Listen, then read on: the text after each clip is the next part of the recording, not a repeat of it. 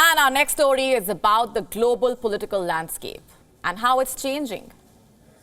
I have a question for the women who are watching this show tonight.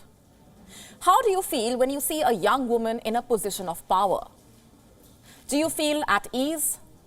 More secure maybe? Why is that? Is it because you feel like they would be paying more attention to women's issues? More equality perhaps, with gender-sensitive governance reforms? You know why I'm asking you this? Because of something very interesting that's happening. Young, extraordinary women are rising to power.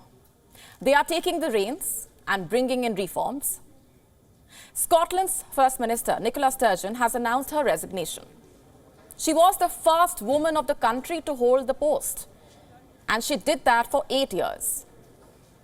Now, Kate Forbes is being tipped as her natural successor. 32-year-old Forbes is being seen as the rising star of the Scottish National Party. She won many admirers in 2020 after delivering the Scottish budget, that too only hours after then Finance Secretary Derek Mackay had quit. Forbes, by the way, was the first ever woman to achieve the feat, and she continues to win hearts. Forbes seems to have a lead over her male competitors, despite being on maternity leave. You see, we live in a world today where women are seen as the primary caregivers. They are often, unfortunately, denied opportunities if they have children. It would hardly matter if a male leader recently became a father or went on paternity leave. But when it is a female leader like Forbes, people are often skeptical, even demeaning. They doubt the leader's priorities. Bizarre questions like, how would you balance your family and career? Who would take care of the child? Are mostly hurled at women. But on the upside, the picture seems to be changing. Gradually though, and Forbes is the most recent example. Another one being New Zealand's Jacinda Ardern, who just recently resigned as the Prime Minister. Ardern became a mother in 2018, and with that, she became the second leader in history to give birth while in office. The first one was Pakistan's Benazir Bhutto.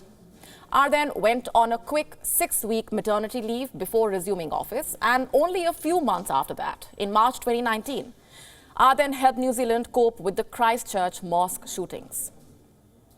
The mass shooting shook the country to its core, but Ardern was quick to act.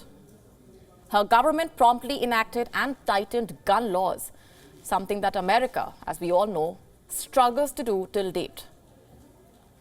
The grim part is, even powerful women like Jacinda Ardern face sexism. You remember when she met her Finnish counterpart back then, Sanna Marin, in 2022? When two world leaders meet, they are usually asked questions about the ties between their countries, trade-related issues perhaps. But that was not the case here. They had to face a misogynistic question. A reporter asked if the two leaders were meeting because they are of similar age. And this is how they responded. My first question is, I wonder whether or not anyone ever asked Barack Obama and John Key if they met because they were of similar age. We, of course, have a higher proportion of men in politics. It's reality. Because two women meet, it's not simply because of their gender. We are meeting because we are prime ministers.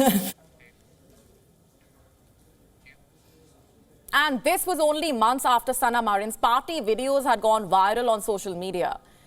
The 37-year-old faced widespread backlash. Some even demanded that she should be taking a drug test. But Marin was more than happy to do that. She has never made partying a secret, and why should she?